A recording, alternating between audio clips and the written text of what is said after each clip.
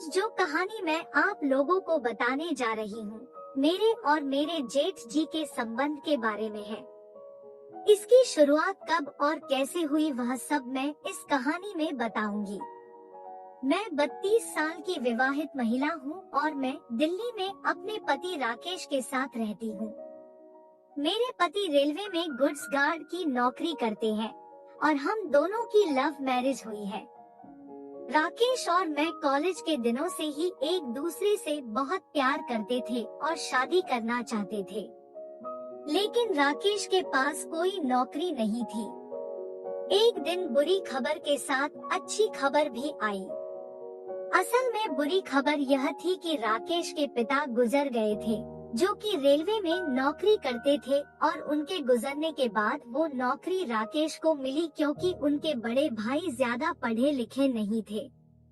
तो राकेश के पिता के गुजरने के 1 साल बाद हम दोनों शादी के पवित्र बंधन में बंध गए। उसके बाद से हम शहर में रहने लगे और फिर राकेश कैसे काम करता था मैं बता नहीं सकती।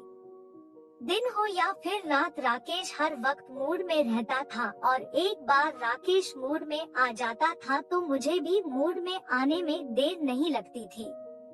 राकेश ने मुझे 2 साल मेरे साथ खूब काम किया था और दोनों छेदों को खोल दिया था।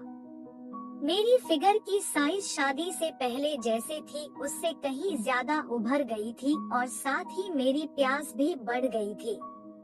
लेकिन अब समय के साथ राकेश ठंडा पड़ने लगा था और उसके पीछे की वजह यह थी कि उसका पानी जल्दी निकल जाता था।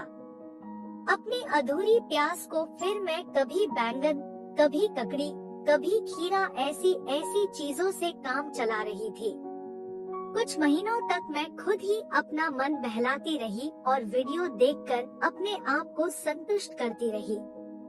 एक दिन जब मैं घर पर खाना बना रही थी तो अचानक से मेरे जेठ जी का कॉल आ गया। मैंने उनको पहचाना नहीं तो फिर उन्होंने अपना नाम बताया और कहा, राकेश का बड़ा भाई बोल रहा हूँ। वो राकेश के बारे में पूछने लगे तो मैंने बताया वो काम पर गए हैं। बातों बातों में फिर वो पूछ बैठे, इस बार दशहरे के त्योहार पर तो आ रहे हो ना? मैंने कहा, क्या पता जेठ जी, अभी कुछ कह नहीं सकती, दशहरा आने में 3 सप्ताह बाकी हैं, हो सकता है इस बार हम आ जाएं। जेठ जी ने कहा, चलो कोई बात नहीं, अगर आओगे तो मुझे बहुत खुशी होगी, चलो अभी कॉल रखता हूँ, कुछ काम है। मैं बोली, ठीक है जेठ जी, अपना ख्याल रखना। रात को जब राकेश आए तो मैंने उनसे सारी बात कही तो फिर वो कहने लगी कि अजय का कॉल तो मेरे पास आता ही रहता है, वो हर बार गांव आने की बात करता रहता है। मैं बोली, तो इस दशहरे पर में गांव चलते हैं ना? वैसे भी काफी समय से हम दोनों गांव नहीं गए। राकेश के कहा, अब तुम जानती ही हो रेलवे की नौकरी में छुट्टी कम मिलती है। मैं बोली, तो एक काम करो, उन्हें कानपुर से दिल्ली कुछ दिनों के लिए बुला लो, कम से कम कुछ दिन साथ तो रहेंगे। राकेश बोला, हाँ तुम ठीक कहती हो, मैं कल ही भैया से बात करता हूँ।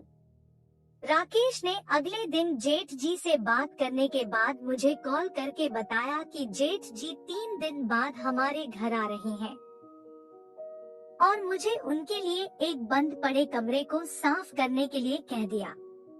मैंने जेठ जी के लिए कमरा साफ कर दिया। फिर वो आ गए।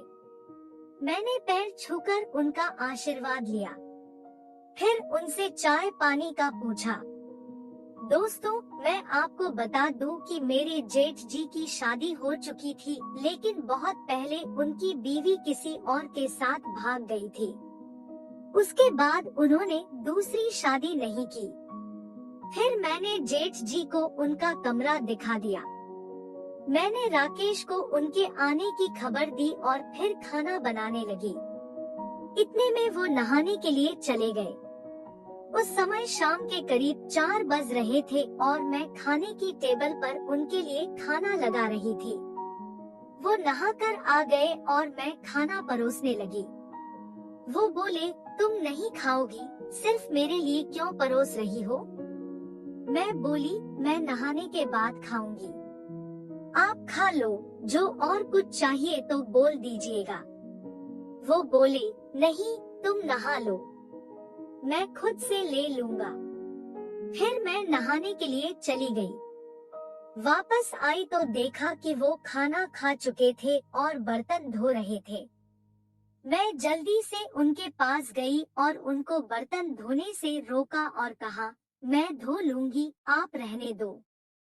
वो बोले, कोई बात नहीं, ये तो मेरा रोज का ही काम है। फिर वो अपने कमरे में जाने लगे। अंदर जाकर उन्होंने मुझे आवाज दी, विनीता, जरा सुनो, इधर आओ। फिर मैं रूम में गई तो बोले, ये लो, तुम्हारे लिए कुछ लाया था। मैंने देखा तो वो 2 पायल थी। मैं काफी खुश हो गई और बोली, लेकिन आपको क्या जरूरत थी ये सब लाने की? वो बोले, ये तो हमारा रिवाज है, जेठ बहुरिया को कुछ न कुछ तोहफे में दे। मैं बोली, ओह, मुझे नहीं पता था। आपको कुछ और चाहिए क्या? वो बोले, चाहिए तो था, लेकिन मैं राकेश को कह दूंगा, तुम तो जाओ। मैं कहा, ठीक है जेठ जी। मैं कमरे से चली गई। मैं रात का खाना भी बना रही थी। जब मैं पहुंची तो राकेश ने मुझे कहा, खाना बन गया क्या? मैं कहा, हाँ, बस दाल बनने में देर है। राकेश, कोई बात नहीं, मेरे लिए खाना लगा दो, भैया कुछ देर बाद खाएंगे। मैं कहा, अच्छा, ठीक है, मैं खाना लगा देती हूँ। मैंने राकेश के लिए खाना लगा दिया और फिर राकेश हाथ मुंह धोकर आया और खाने लगा। फिर खाना खाकर वो सोने चला गया। फिर मैंने जेठ जी को खाने के लिए पूछा। उनके कहने पर मैंने खाना लगा दिया। जेठ जी खाना खाकर सो गए। मैं बर्तन धोने लगी। बर्तन धोने के बाद मैंने फ्रिज से ककड़ी निकाल ली जो राकेश सलाद के लिए लाया था। मैंने एक ककड़ी उसमें से बचा ली थी। बाद में मैंने ककड़ी ली और फिर उससे अपना काम कर रही थी। मुझे बहुत सुकून मिल रहा था। किचन में ही मैं बैठी थी। मैंने ध्यान नहीं दिया कि घर में आज कोई मेहमान भी है। जब मैं उठकर वापस मुड़ी तो मेरे जेठ जी काफी देर से खड़े थे और मुझे काम करते हुए काफी देर से देख रहे थे। उनको देखकर मैं डर गई। फिर वो मेरी ओर बढ़ने लगे। मैं वहां जाने लगी तो उन्होंने मुझे हाथ लगाकर रोक लिया और बोले, कहाँ जा रही हो? पहले धो तो लो, या फिर मैं ही धो दूं? मैं जल्दी से बाथरूम में घुस गई और सोचने लगी, ये क्या कर दिया मैंने, कितनी पागल हूँ मैं। ध्यान रखना चाहिए था। जेठ जी पता नहीं क्या सोच रहे होंगे मेरे बारे में। मैं कुछ देर अंदर ही रही। उसके बाद मैं जब बाहर आई तो जेठ जी वहाँ से जा चुके थे। फिर मैं भी चुपके से अपने कमरे में जाकर सो गई। अगली सुबह मैं 4 बजे उठी और फिर नहा धोकर खाना बनाने लगी। मैं रसोई में थी और ये सोच रही थी कि जेठ जी से कैसे नजरें मिलाऊंगी। कुछ देर बाद वो उठ गए थे और बाथरूम में थे। जब वो बाहर आए तो मेरी तरफ ही आने लगे। मैं घबराने लगी कि पता नहीं क्यों बोलेंगे। आते ही उन्होंने मुझे पीछे से दबोच लिया तो मैं बोली, ये क्या कर रहे हैं आप जेठ जी, मुझे छोड़िए आप। मेरे कान में फुसफुसाते हुए वो अपनी ठर की आवाज में बोले, तुम्हें चाहिए है ना, तो मैं हूँ ना तुम्हें देने के लिए। ये कहकर वो मेरी पीछे से ऐसे सटकर खड़े हो गए थे कि उनका तना हुआ तंबू पीछे से मुझे महसूस हो रहा था। मगर तभी राकेश ने आवाज दे दी और जेठ जी ने मुझे छोड़ दिया। वो रसोई से चले गए। तब तक दिन निकल आया था और मैंने उन दोनों को चाय बनाकर दे दी। फिर सुबह का नाश्ता करते हुए राकेश कहने लगे, आज हम खरीदारी करने जाएंगे। जेठ जी बोले, आज तुम्हारी छुट्टी है क्या? राकेश ने कहा, नहीं, आज मुझे रात की ड्यूटी पर जाना है। ये सुनकर जेठ जी के चेहरे पर एक शरारती मुस्कान फैल गई, जिसका मतलब मैं समझ गई थी। फिर सबने नाश्ता खत्म किया और हम लोग खरीदारी करने के लिए निकल गए। वहाँ पर लगभग आधा दिन लग गया और हम लोग दोपहर को वापस आए। आने के बाद मैंने थकी हालत में ही दोपहर का खाना बनाया और फिर सब खाना खाकर आराम करने लगे। 2 से 3 घंटे की नींद निकली, तब तक शाम के 5 बज चुके थे। राकेश अपनी ड्यूटी की तैयारी करने लगे। 6 बजे वो ड्यूटी के लिए निकल गए। उसके बाद जेठ जी नहाने के लिए चले गए। जब वो नहाकर निकले तो उन्होंने सफेद धोती लपेट रखी थी, जो कि काफी पतली थी। वो काफी देर तक मेरे सामने धोती में यहाँ से वहाँ घूमते रहे और फिर उन्होंने बनियान के ऊपर कुर्ता भी पहन लिया। मैंने उनके लिए खाना लगा दिया। वो बेड पर बैठकर खाना खाने लगे। जब मैं उनके लिए रसोई से गर्म रोटियां ला रही थी तो मैंने देखा कि एओ मुझे ही देख रहे थे और मैंने नजर नीचे कर और रोटी लाकर रख दी। मैंने जाते हुए उनका चेहरा देखा तो वो हल्के से नीचे ही नीचे मुस्कुरा रहे थे। उनकी मंशा तो सवेरे के सवेरे ही मैं समझ चुकी थी। अब मेरी धड़कनें बढ़ी हुई थी कि आज रात राकेश भी नहीं है, कहीं आज उनकी शिकार न हो जाऊं। खैर, वो खाना खाकर बर्तन किचन में ले आए और चुपचाप वहां से चले गए और टीवी देखने लगे। मैंने जब तक बर्तन साफ किए वो सामने से मुझे ही घूर रहे थे।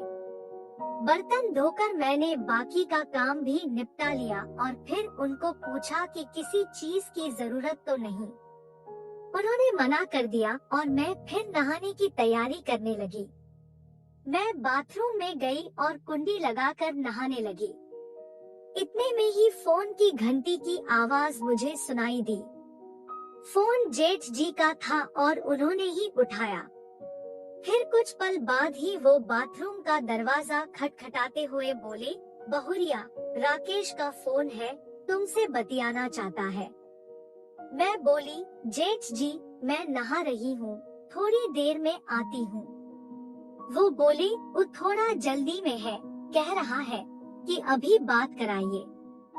मैंने बाथरूम का दरवाजा हल्का सा खोला और फोन लेने के लिए हाथ बाहर निकाल दिया। जेठ जी ने पहले तो मेरे हाथ को पकड़ा और उसे सहला दिया। मैं एकदम से सहम गई। फिर अचानक उन्होंने मेरे हाथ में फोन रख दिया।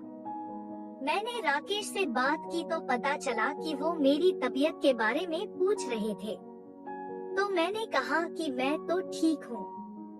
फिर उन्होंने फोन रख दिया और मैंने हाथ बाहर निकालकर फोन जेठ जी को दे दिया। मैं थोड़ी हैरान थी कि राकेश ने अचानक ऐसा क्यों पूछा। अब फोन लेते हुए भी उन्होंने मेरे हाथ को पकड़कर सहला दिया।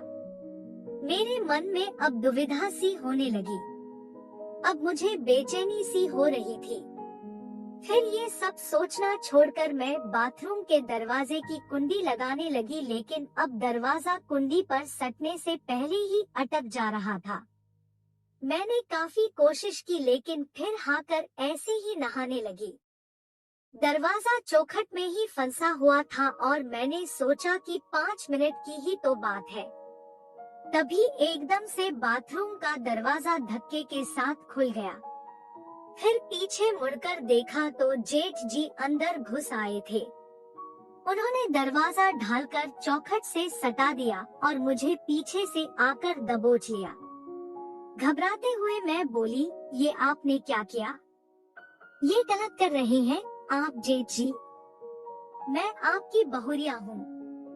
जेठ जी पीछे मुझसे चिपक गए और मुझे दीवार से लगा लिया और मेरे कान में बोले, खुद को कब तक तड़पते रहने दोगी विनीता, रात को मैं तुम्हारी प्यास देख चुका हूँ। तुम प्यासी और मैं तुम्हारा कुआं। आओ हम दोनों एक दूसरे के काम आते हैं। मैं नजर नीचे ही रखे हुए थी। उन्होंने मेरे चेहरे को ठुड्डी से ऊपर उठाया और मैंने उनका चेहरा देखा, जैसे मैं कोई मुर्गी हूँ और अब वो मुझे हलाल करने वाले हैं। वो बोले, विनीता, मेरी आंखों में देखो। मैंने उनकी आंखों में देखा। वो बोले, शर्म छोड़ दो और अपने मन से पूछो कि वो क्या चाहता है। मैंने फिर से चेहरा नीचे कर लिया। मैंने पीछे हटने लगी तो उन्होंने मुझे और कसकर पकड़ लिया। मेरे मन का डर मुझे आगे नहीं बढ़ने दे रहा था। इतने में ही उन्होंने मुझे दीवार से सटा दिया और मेरी गर्दन को अपने हाथों से करने लगे। फिर उन्होंने मेरे होठों को अपने होठों से कस लिया और मैंने भी अपने होठ खोल दिए। उनको करने लगी और मैं जेठ जी से लिपट गई। अब मैंने खुद को जेठ जी के हवाले कर दिया। अब हम दोनों लिपटम लिपटा एक दूसरे के साथ काम करने लगे। ऐसा लग रहा था जैसे महीनों बाद सुख की बारिश हो रही है और मैं उसमें जमकर भीग रही हूँ। 15 मिनट तक उन्होंने मेरे साथ काम किया। नहाने के बाद मैंने कपड़े पहने और फिर अपने कमरे में जाकर लेट गई। रात के 11 बजे के करीब जेठ जी फिर मेरे कमरे में आ गए और मेरी नाइटी उठाकर मेरे ऊपर चढ़ गए। मैं भी उनके आगोश में लेटी रही और सुख को महसूस करती रही। फिर बाद में उन्होंने बताया कि कैसे उन्होंने राकेश को फोन करके मेरी तबीयत का बहाना बनाया था। फिर उन्होंने खुद ही बाथरूम के दरवाजे और चौखट के बीच में कपड़ा फंसा दिया था जिससे दरवाजा बंद नहीं हुआ। सुबह राकेश के आने से पहले हम दोनों अलग अलग हो गए। उस दिन मेरा बदन जैसे फिर से खिल गया था। बहुत दिनों के बाद मैं इतनी तरोताजा महसूस कर रही थी। दोस्तों, ये कहानी आपको पसंद आई तो प्लीज एक लाइक जरूर करिए। इससे हमें मोटिवेशन मिलता है और अगर चैनल पर नए हैं तो सब्सक्राइब करना बिल्कुल न भूलिएगा। घंटी को जरूर दबाएं जिससे कि नई कहानियों का नोटिफिकेशन पहले आपको मिले। तब तक के लिए नमस्कार।